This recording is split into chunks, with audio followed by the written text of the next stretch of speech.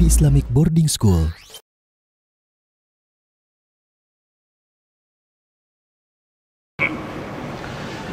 Assalamualaikum warahmatullahi wabarakatuh.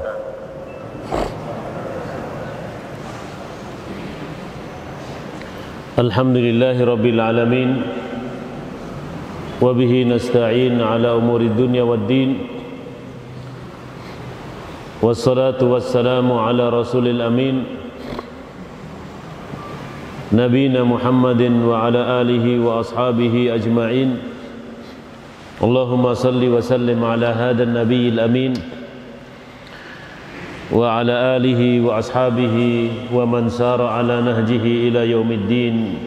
Amma ba'd. Qala Allah ta'ala: A'udzu billahi minasy syaithanir rajim. Ya ayyuhalladzina amanu taqullaha haqqa tuqatih wa la tamutunna illa wa antum muslimun. Wa qala Allah ta'ala: Ya ayyuhalladzina amanu taqullaha wa qulu qawlan sadida yuslih lakum a'malakum wa yaghfir lakum dhunubakum. وَمَنْ يُطِعِ اللَّهَ وَرَسُولَهُ فَقَدْ فَازَ فَوْزًا عَظِيمًا. أما بعد.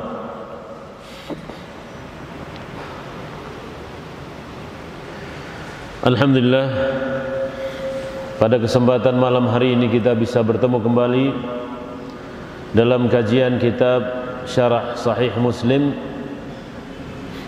dan mudah-mudahan Allah Subhanahu wa taala memberikan kita taufik dan hidayahnya, dan membimbing kita semua ke jalan yang benar, jalan yang diridai Allah Subhanahu wa taala dan Rasulnya. Qala al-Imam Muslim rahimahullahu taala: Babu an-nahyi 'anil bauli fil ma'ir rakid. Bab larangan kencing di air ar-rakid. Ar-rakid adalah air yang tetap tidak bergerak, artinya air yang tergenang. Di dalam kajian hadis ini, Imam Muslim sudah memberikan judul An-Nahyu, larangan. Ini adalah istinbat hukum yang diambil oleh Imam Muslim dari hadis yang akan dibawakannya.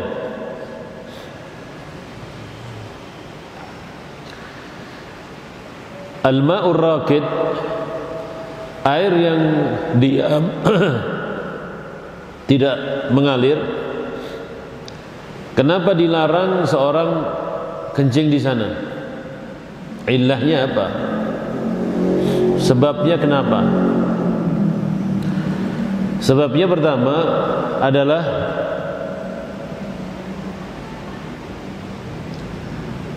air yang menggenang di zaman waktu itu masih dimanfaatkan sebagai air untuk mandi, air untuk minum, yakni untuk minum hewan yang onta yang sedang berjalan. Jadi tidak boleh diberikan najis di dalamnya.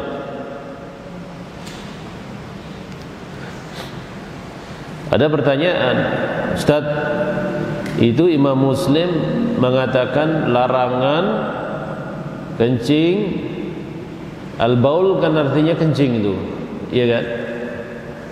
Yang dilarang kan kencing, Ustaz. Berarti selain daripada kencing boleh. Ini bagaimana kita menjawabnya? Jawabannya adalah, yakni seumpama seorang buang air besar,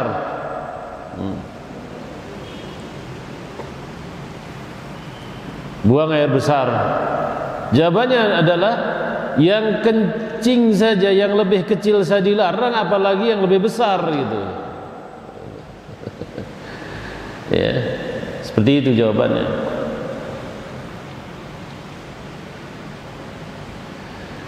Seperti contohnya firman Allah Subhanahu wa taala, "La taqrabus shalah wa antum sukara." Jangan kalian mendekati salat sementara kalian sedang mabok. Ustaz, yang dilarang kan mendekati salat. Iya, mendekati saja tidak boleh, apalagi kalian melakukannya. Wala taqrabuz zina. Ada contoh-contoh dalam Al-Quran. Jangan kalian mendekati zina. yakni mendekati saya dilarang, apalagi kalian melakukannya.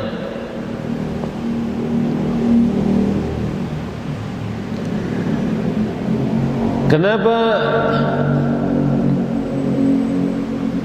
seorang yang kencing di atas air yang tergenang itu dilarang? Karena air itu menjadi najis.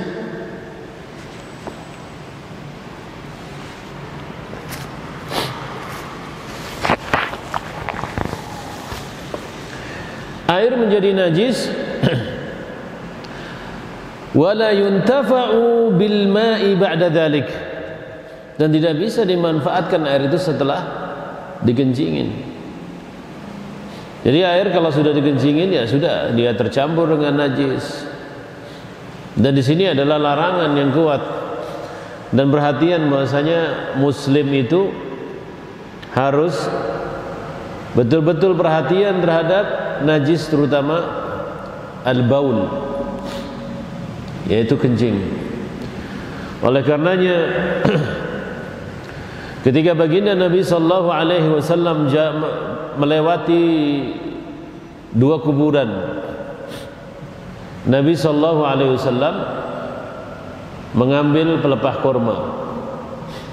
Innahuma la yu'adzabani, sungguh dua kuburan, penghuni kuburan itu diazab oleh Allah Subhanahu wa taala.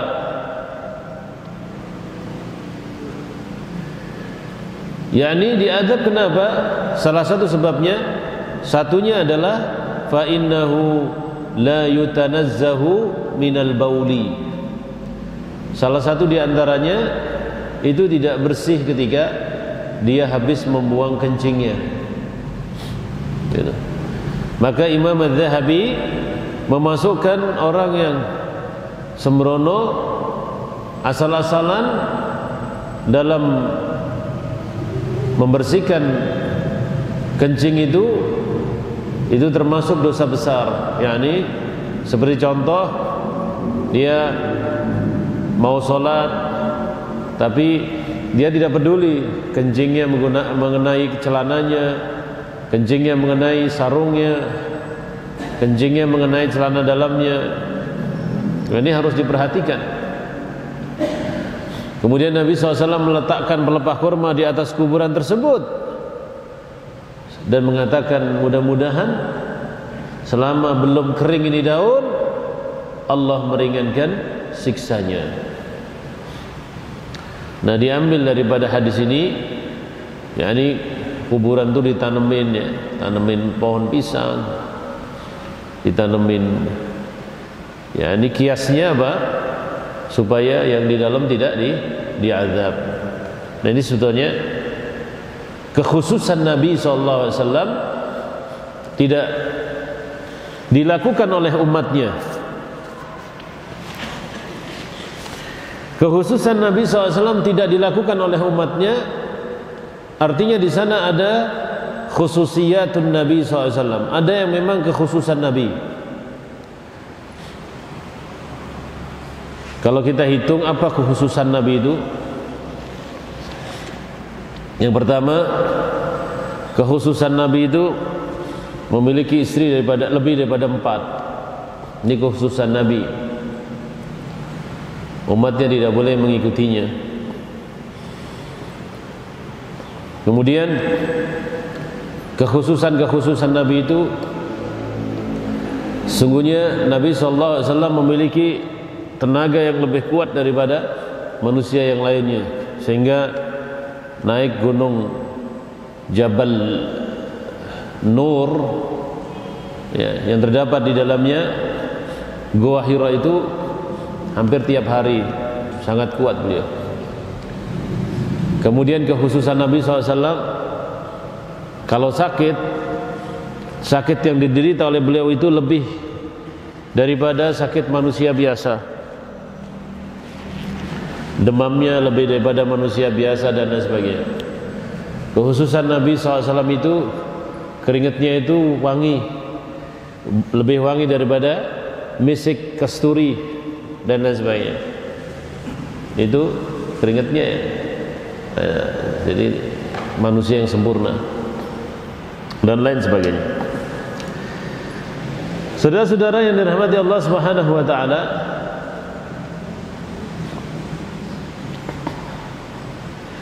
jadi kalau seandainya kencing dilarang, maka al-ghaid, yakni air besar, lebih larangannya lebih dahsyat, lebih besar tentunya.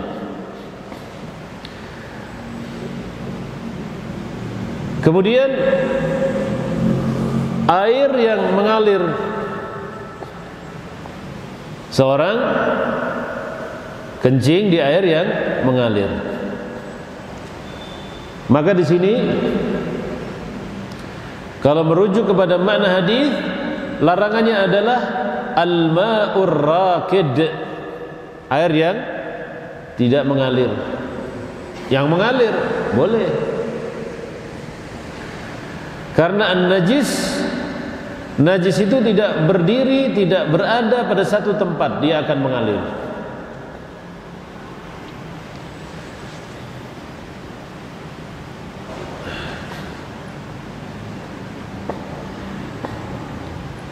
Kemudian hadis itu berbunyi nomor 653. Wa haddatsana qala Imam Muslim rahimahullahu taala wa haddatsana Yahya ibn Yahya wa Muhammad ibn Rumuh qala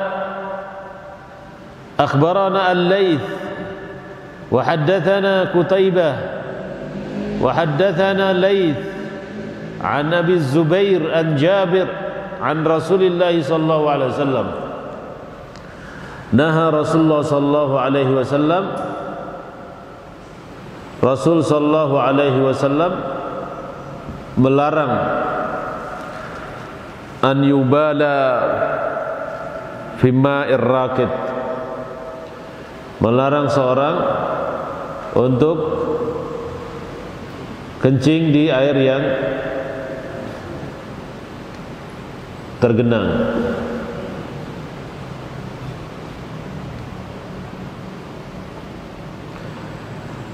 Periwayat hadis ini, Yahya ibn Yahya ibn Bakri ibn Abdurrahman ibn Yahya ibn Hamad adalah gurunya Imam Muslim An-Nisaburi. Selalu kata-kata kalau Imam Muslim mengatakan haddatsana, orang yang pertama disebutkan oleh Imam Muslim adalah gurunya beliau, Nisabur, karena Imam Muslim itu dari Nisabur. Beliau ini meninggal pada tahun 226 Hijriah. Ada di makalah yang atau presentasi yang saya bagikan. Ibnu Hajar, apa yang saya maksudkan dengan Ibnu Hajar? Jadi bagaimana kredibilitas rawi ini menurut imam-imam ahli hadis, peneliti hadis, mengatakan thiqatun sabtun imamun. Dia ini adalah orang yang thiqah. Jadi gurunya Imam Muslim jelas thiqah. Sabtun, hafalannya kuat. Artinya menghafalkan hadis tidak lupa. Dulu tidak ada komputer, tidak ada alat rekam. Para ulama itu menghafalkan hadis itu. Imamun, artinya imam di dalam hadis. Ya. Itu siapa? Yahya bin Yahya. Yahya bin Yahya meriwayatkan dari gurunya Muhammad ibn Rumuh. Muhammad ibn Rumuh al-Muhajir ibn al-Muharib Salim, pernah tinggal di Mesir, meninggal pada tahun 242 atau 243. Kata Ibnu Hajar, thiqah, terpercaya, sabat, hafalannya kuat. Maksud saya adalah menerangkan bahasanya Muhammad ibn Rumuh pernah tinggal di Mesir. Berarti apa, Ustaz? Berarti kemungkinan ada juga para periwayat hadis yang tinggal di Mesir pernah meriwayatkan dari guru-gurunya Imam Muslim, gitu.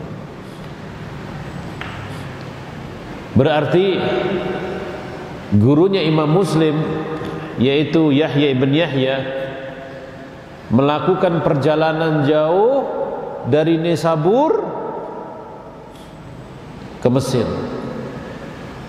Ini saudara-saudara, saya ingin sebutkan seperti ini supaya kita tahu juhud, kerja kerasnya para ulama untuk menuntut ilmu. Jadi dari Nisabur ke Mesir, ya Allah, kita tinggal nikmati bukunya. Nah, ini bedanya orang dulu dengan sekarang.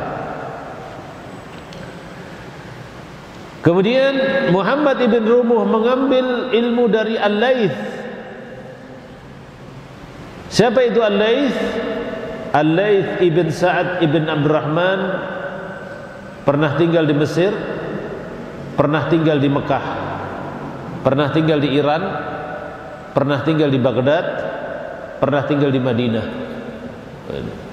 Ini kerjaannya ulama yang dinamakan rihlatun fi talabil ilmi, perjalanan dalam menuntut ilmu. Ya Allah, luar biasa. Bayangkan ya, naik onta, ya, bawa bekal, pindah dari tempat satu ke tempat yang lainnya. Paling tidurnya cari masjid-masjid, ya, yang di situ para ulama ngajarkan ilmunya. Itu kita bayangkan berapa fulus, berapa biaya yang dikeluarkan. Makanya ada satu istilah di dalam kitab Siyar A'lamun Nubala, man talabal haditha aflas. Siapa saja yang menuntut ilmu hadis, aflas, habis uangnya. Kenapa? Setiap hari nafkah, memberikan nafkah, keluar mencari ilmu. Kerja sedikit, bahkan sawahnya dijual, rumahnya dijual. Cuma ingin mendapatkan apa? Mendapatkan sebuah hadis dari Nabi sallallahu alaihi wasallam. Menuntut ilmu hadis yang tersebar di seluruh negeri-negeri Islam. Ibnu Hajar mengatakan dia thiqah, imam masyhur. Ya. Kemudian yang berikutnya, Al-Laits mengambil ilmu dari Qutaibah ibn Sa'id ibn Jamil ibn Tarif. Saya ingin tambahkan Al-Baqilani Al-Kufi. Ini pernah tinggal di Kufah juga. Ya kan, muter itu, ilmu itu muter. Kalau sekarang menuntut ilmu, ada ulama di sana terkenal, dia pakai pesawat, pakai mobil, singgah dulu, istirahat dulu mungkin. Kita kadang-kadang menuntut ilmu dari seorang ulama seperti itu. Kemudian Qutaibah meliwatkan dari Abu Zubair Muslim ibn Tadrus yang pernah tinggal di Mekah, dan meriwayatkan hadis ini dari sahabat Nabi sallallahu alaihi wasallam yang bernama Jabir ibn Abdullah radhiyallahu taala anhu. Ini yang dikatakan ilmu sanad. Laulal isnad, kalau tidak ada sanad dalam agama ini, lakana an-nasu kal bahaim, manusia itu bingung dari mana dia mesti dapat ilmunya. Makanya para ulama dari zaman dahulu dan kajian-kajian salafus salih ridwanullah alaihim ajma'in, dari zaman sahabat Nabi, tabi'in, tabu'ut tabi'in, itu selalu ngaji yang dinamakan ngaji bersana. Ya. Jadi ilmunya tidak didapatkan dari pinggir jalan. Kitabnya bukan 1003, ternyata hadisnya dhaif semua. Nah, ini pohon sanadnya seperti itu. Ya. Imam Muslim meriwayatkan hadis ini dengan 3 gurunya. Dan semua guru yang dimiliki oleh Imam Muslim rahimahullahu taala berkumpul bertemu pada gurunya yang bernama Al-Laits. Ya, 3 jalan. Imam Muslim meriwayatkan hadis ini dari gurunya yang bernama Yahya ibn Yahya. Imam Muslim meriwayatkan hadis ini dari gurunya yang bernama Muhammad ibn Rumuh.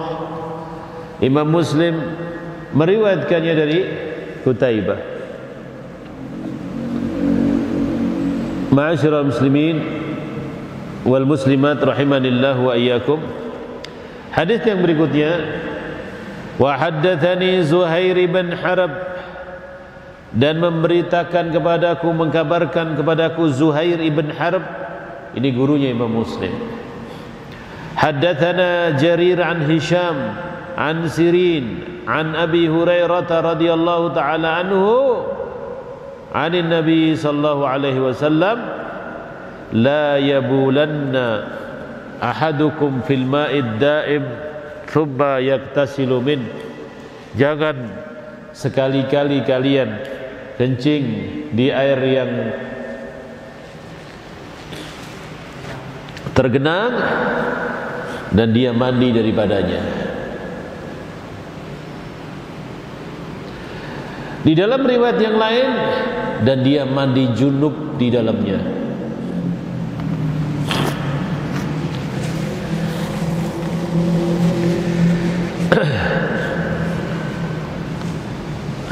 Antum bisa baca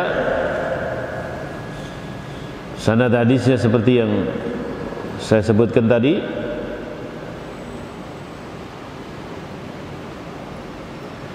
Hadis yang kedua sudah dibaca artinya, ya. Jadi saya memudahkan antum untuk membacanya, ya. Saya kirim 1 hari biasanya makalah itu. Makalah itu adalah mendekatkan untuk memahami hadis, terutama dari ilmu sanadnya. Saudara-saudara yang dirahmati Allah Subhanahu wa taala, kaum muslimin wal muslimat rahimanillah wa iyyakum. Orang yang mandi di air yang tergenang, mandi junub. Orang yang mandi junub di air yang tergenang, apabila airnya itu sedikit, al-ma'ul qalil, maka air itu najis. Tapi apabila air itu mengalir, maka airnya tidak najis. Ya.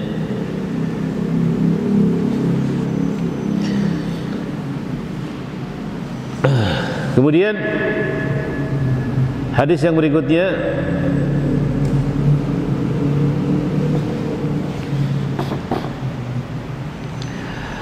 wa haddatsana Muhammad bin Rafi' wa haddatsana Abdul Razzaq wa haddatsana Ma'mar an Hammam ibn Munabbih qala hadza wa haddatsana Abu Hurairah an Muhammad Rasulillah sallallahu alaihi wasallam fadzakara ahaditsa minha wa qala Rasulullah sallallahu alaihi wasallam la tabul fil ma'id daim alladhi la yajri thumma taghtasilu fihi.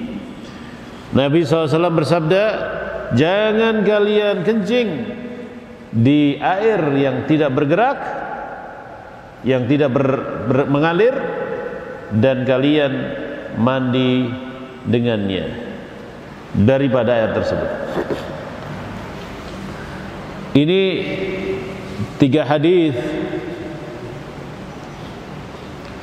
yang dibawakan oleh Imam Muslim rahimahullahu taala tentang air yang tergenang, tidak mengalir. Air yang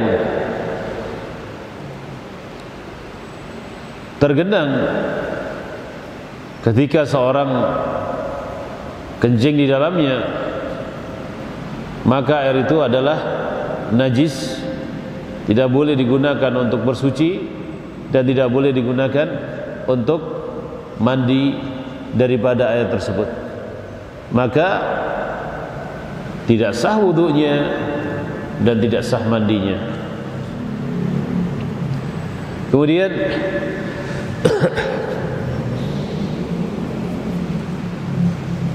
kalau seandainya air yang tergenang ini adalah 2 kullatain, ya, kembali lagi kepada pembahasan kullatain, ada najis di dalamnya, maka menurut mazhab Syafi'i maka air itu tidak najis. Berapa itu? 2 kullatain kurang lebih 500 liter, ya, atau 200 sampai 500 liter lah, kurang lebih seperti itu. Jadi air yang banyak sekali. Ini tidak najis.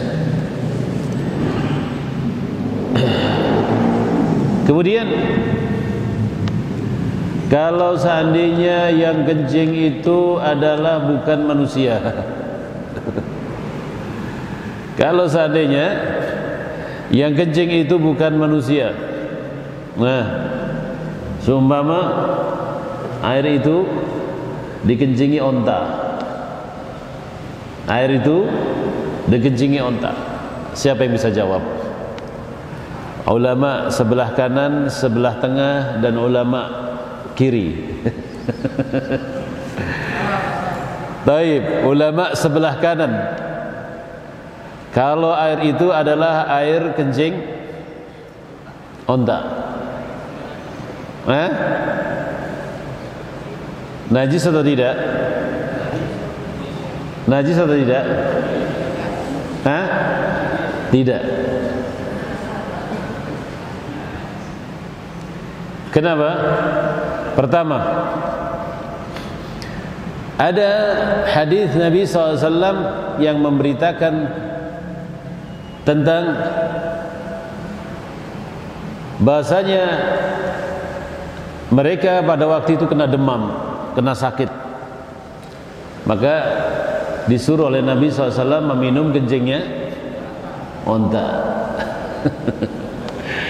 Siapa yang pernah minum kencing onta di sini?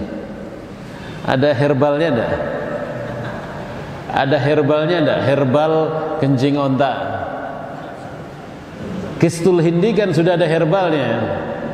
Begitu, wah ini obat, langsung jadikan herbal. Saya sampai saat ini belum bisa minum kencing onta. Tapi kalau susu onta bisa. Ya. Tapi ada teman-teman yang sudah minum kencing onta itu. Dan itu memang berbeda kencing onta itu. Seperti yang kemarin saya jelaskan, afala yanzuruna ilal ibili kaifa khuliqat. Apakah kalian tidak pernah melihat bagaimana onta itu diciptakan? Ya, onta itu diciptakan. Kemudian ilahnya apa? Ilahnya adalah ma yu'kalu lahmuhu. Yani apa yang dimakan dagingnya. Pada waktu itu Ibnu Abbas salat sementara bajunya dia berlumuran darah karena habis jadi tukang jagal dan tidak mengganti bajunya. Ini adalah satu contoh bukti darah pun yang bekasnya nempel di baju kita. Biasanya terjadi ketika Idul Adha, seorang sholat ya, sementara sembelihannya masih terus, apakah mesti mengganti bajunya? Tidak. Ya, ternyata Nabi, sahabat Nabi mencontohkannya. Tetapi ini tentunya dengan catatan tidak mengganggu yang lainnya.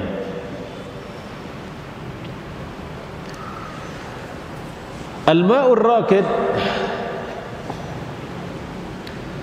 di dalam hadis Muslim ini disebutkan al-ma'ur rakid, air yang tergenang. Di dalam riwayat yang lain al-ma'us sakin. Ya. Ada apa bedanya Ustaz? Rakid sama sakin sama aja. Sakin itu artinya yang tidak bergerak. Ya. Seperti contohnya air dimasukkan di dalam tempat tertentu, dia tidak bisa mengalir ke sana kemari, itu namanya sakin. Jadi persamaan kata daripada rakid adalah sakin, ya.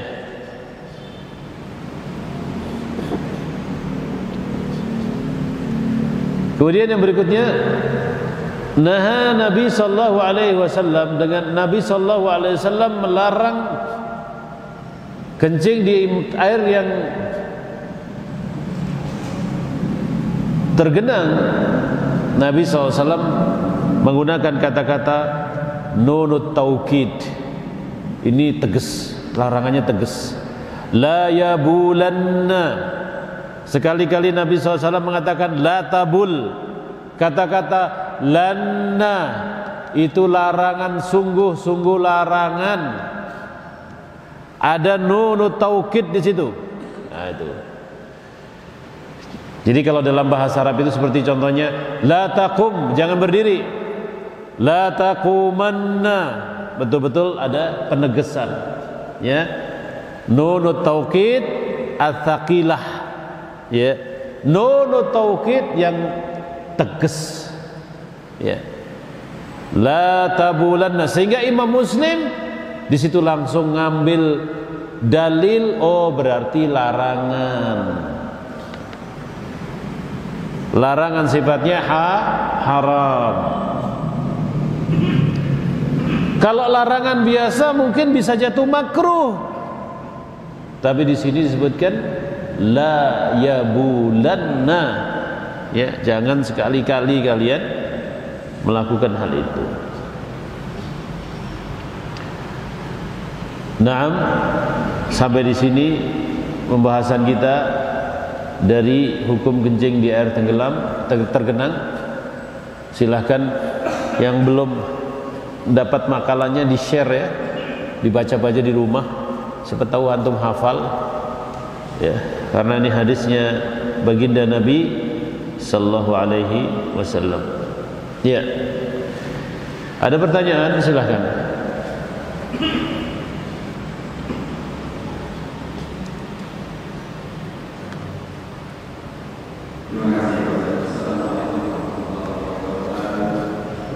Waalaikumsalam warahmatullahi wabarakatuh.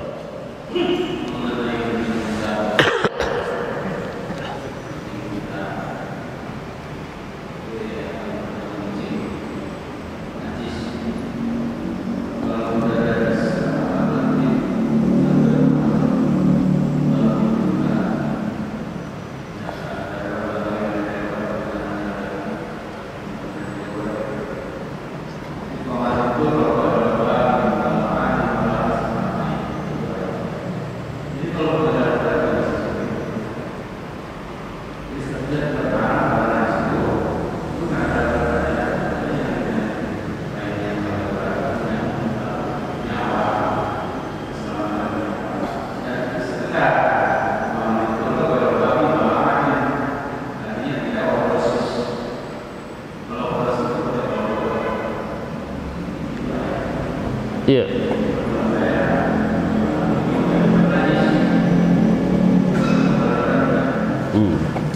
Iya. Kalau diambil hukum darurat, maka semua bisa jadi darurat. Ada sesuatu yang itu tidak dikatakan darurat, itu diterangkan di dalam Islam, itu tidak masuk dalam kategori darurat. Darurat itu adalah sesuatu yang tidak ada dalilnya, atau sesuatu yang ada dalilnya untuk menyelamatkan kehidupan atau nyawa seorang. Itu bisa dikatakan darurat. Seperti yang saya katakan tadi, ya kalau dalam kondisi darurat dan sebagainya, ya boleh. Kalau namanya darurat ya boleh. Tapi kita sedang membicarakan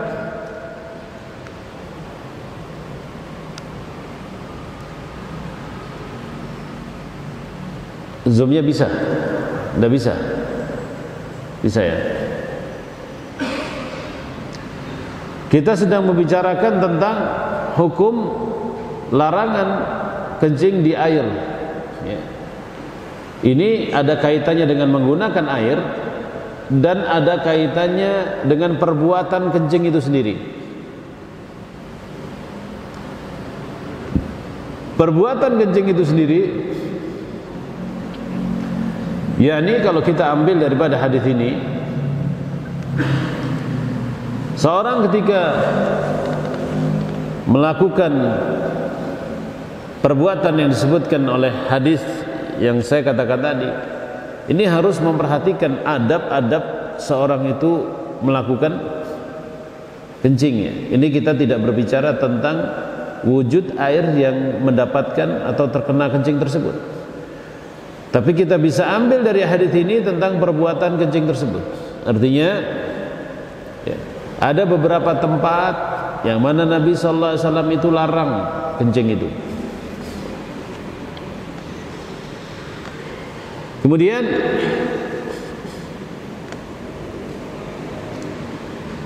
bukan hanya hadis ini saja yang menerangkan tentang larangan kencing. Ada beberapa hadis yang melarang kencing itu menghadap kiblat atau membelakangi kiblat. Ini larangannya. Dan ini salah satu perbuatan membuang hajat itu tidak boleh. Ya, di bawah pohon, di tempat jalannya orang. Nah, ini hadis ini bagian daripada itu. Juga membuang kencing, membuang najis, hadas di tempat-tempat seperti ini. Nah, itu kaitannya dengan kencing. Inti daripada kajian hadis Nabi, larangan kencing di bawah pohon, larangan kencing di tempat orang berjalan, ini intinya semua adalah bagaimana seorang muslim bisa menutup aurat dengan benar ketika membuang hajat. Makanya dari sini diperhatikan saudara-saudara, bagaimana kondisi toilet kita, kondisi toilet berdiri kita, apakah menutup atau tidak, ataukah terbuka atau tidak. Itu kajian daripada adab-adab tata cara atau etika orang kencing. Ini makna daripada hadis perbuatan seorang itu kencing dengan berdiri, dengan duduk, ya, tempatnya di mana, itu bisa kita masukkan hadis ini dalam rangkaian etika ajaran Rasulullah SAW ketika membuang hadas. Kemudian kaitan yang kedua dengan air adalah menerangkan hukum air, ya. Air yang tergenang itu biasanya sedikit. Air yang tergenang biasanya sedikit. Maka kita bisa pastikan air yang tergenang apabila dicampur dengan najis dan airnya itu sedikit, maka air itu terpengaruh dengan najisnya. Pengaruh dengan najisnya. Itu mafhum, pengertian, pemahaman daripada hadis-hadis Nabi sallallahu alaihi wasallam. Makna yang tersirat daripada hadis-hadis ini yaitu kalau yang dilarang itu kencing, maka mimbabil aula, ya, lebih penting lagi daripada kencing itu adalah seorang membuang hajat besar, ya, BAB di air yang kencing. Itu min babi al-aula, lebih daripada larangan kencing tentunya. Itu makna daripada hadis ini. Kemudian makna daripada hadis ini adalah bahwasanya fungsi air itu adalah untuk bersuci, ya, tidak dikencingi, tidak dikencingi. Jadi mafhum, pemahaman daripada hadis ini, kalau kita kencing jangan, ya, di atas tempat yang ada airnya, apalagi air itu tergenang. Jadi tempatilah kencing itu, karena kencing manusia itu adalah najis, ya. Kemudian di dalam pemahaman hadis ini kita bisa ambil bahwasanya seorang muslim wajib mensucikan dirinya dari najis, dari hadas yang kecil dan besar, dan wajib dia itu berhati-hati jangan sampai menjadi seorang muslim yang disebutkan dalam hadis tadi, yakni orang yang tidak peduli dengan air kencingnya, sholat dengan bajunya yang terkena kencing, sehingga pernah Nabi itu berjalan di atas, melewati dua kuburan, salah satunya diadab dengan sebab kencingnya. Seperti itu. Kalau masalah darurat, hukum akan jatuh semuanya. Nah, ada pertanyaan lain?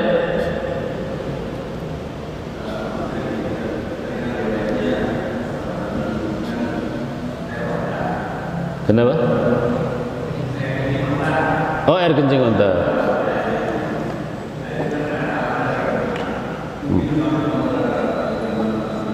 Oh, enggak, itu khusus air kencing unta. Jadi air kencing unta itu ada hadisnya tersendiri. Jadi itu bukan termasuk daripada hukum darurat, karena ini kita sedang diajari oleh Nabi bagaimana onta itu. Jadi itu bukan hukum darurat. Jadi betul-betul diminumnya dan ada air pada waktu itu. Jadi air kencing onta ini siapa yang mau meminumnya memang obat. Tapi kita yang mau, ya, tentunya. Dan sahabat tentunya tidak meminum semuanya. Dan itu bukan dalam kondisi darurat.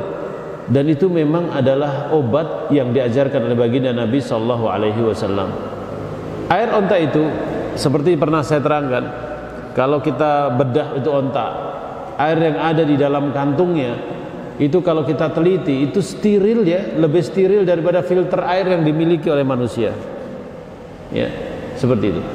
Jadi pengobatan nabawi yang seperti ini jarang diungkap dalam kedokteran Islam, yang sebetulnya subhanallah kalau orang mengungkap itu banyak obat-obat yang diajarkan oleh Nabi itu terpendam bersama buku-buku dan tidak dipraktekkan. Seperti contohnya Tibun Nabawi itu jintan hitam atau habatus sauda. Ya. Itu disebutkan di dalam hadis. Kemudian corona ini namanya al-qistul hind. Itu ada di dalam kitab Tibbun Nabawi yang ditulis oleh Ibnu Qayyim, ada disebutkan. Bahkan saya mengenal qist hindi ini itu bukan dari sekarang. Dari saya di Madinah saya sudah mempelajari qistul hindi. Pada waktu itu saya gunakan qistul hindi ini untuk meruqyah orang.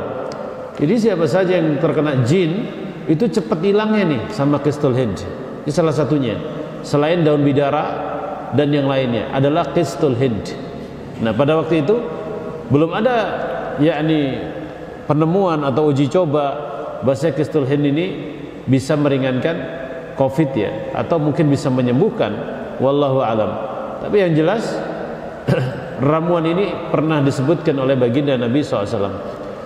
Ada juga yang lainnya selain itu semua pernah diajarkan oleh Nabi Sallallahu Alaihi Wasallam. Jadi onta, kencingnya onta, yaitu umum, onta apa saja. Kemudian hukumnya itu tidak masalah kalau orang mau meminumnya, bukan dia meminum sesuatu yang dilarang dalam Islam. Tapi tentunya bagi yang mau. Kalau yang tidak mau merasa jijik ya tidak masalah. Seperti contohnya Nabi SAW pernah ditanya oleh Khalid ibn Walid, ya Rasulullah, ini apa hukumnya makan ini? Ya, dibawakan dop itu sejenis biawak tapi bukan seperti biawak, sejenis kadal tapi bukan kadal. Ya.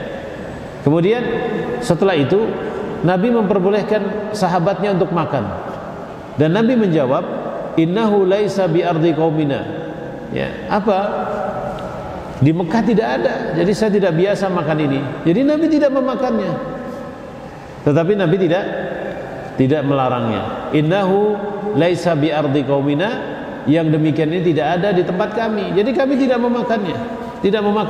Yang memakannya siapa? Sahabat. Jadi yang mau makan diperbolehkan. Begitu pula kencing onta, siapa yang mau minum ya silahkan. Tapi kalau tidak mau juga jangan dipaksa. Kita kalau berbicara tentang kencing onta, berbicara susu onta saja. Susu onta itu luar biasa. Tapi siapa yang kuat minum susu onta? Susu onta itu melebihi daripada susu yang lainnya. Kalau kita ini punya mah, ya, insya Allah sembuh dengan itu susu onta itu. Kalau kita ini punya gangguan lambung atau perut kita kotor dan lain sebagainya, itu bisa mencucinya. Jadi reaksi yang dilakukan nih, saya coba sendiri dan kawan-kawan saya coba sendiri. Itu kalau minum susu onta itu bolak-balik ke kamar mandi, terus bolak-balik kamar mandi sampai habis. Ya, baru setelah itu lambung kita stabil, perut kita stabil. Ini adalah mukjizat yang Allah Subhanahu wa taala berikan, ya, atau kelebihan daripada makhluk yang diciptakan dan disebutkan di dalam Al-Qur'anul Karim. Seperti itu. Pertanyaan berikutnya? Ada pertanyaan? Iya, silakan. Diborong.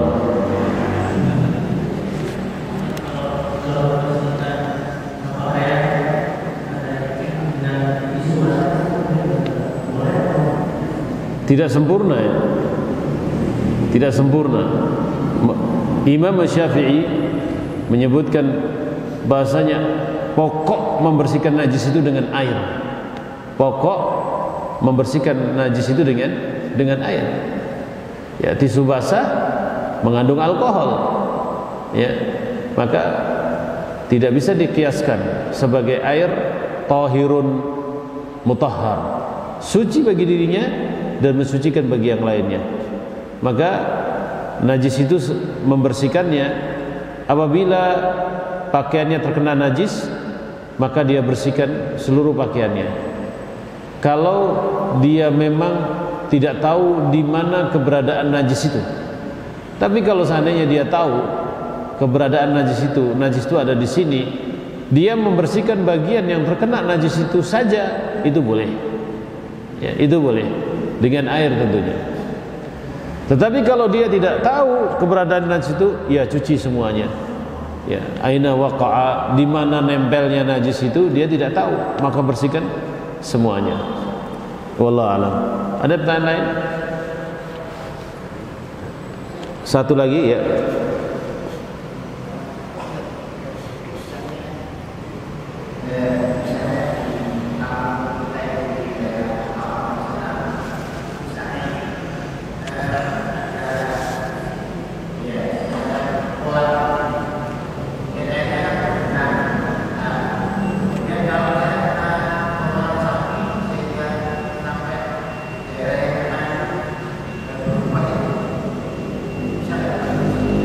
Tidak bisa. Sesuatu air yang berubah warnanya, baunya, dan jumlahnya itu tidak bisa untuk dilakukan untuk bersuci. Ya, tidak bisa. Apalagi ada kotoran sapi sehingga merubah warnanya dan baunya, itu tidak bisa digunakan untuk bersuci. Jadi air itu akan tetap zatnya suci sebelum berubah jenisnya, warnanya, jumlahnya, dan baunya. Wallahu alam. Mudah-mudahan bermanfaat.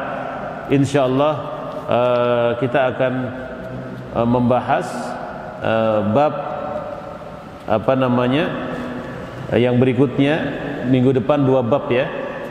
Ya, bab 29 dan bab 30 ya. Hukum mandi junub di air yang tergenang dan hukum wajibnya mencuci air kencing dari najis yang ada di masjid atau di tanah ya. Dan 2 bab itu pertemuan kita pada Selasa depan insyaallah taala.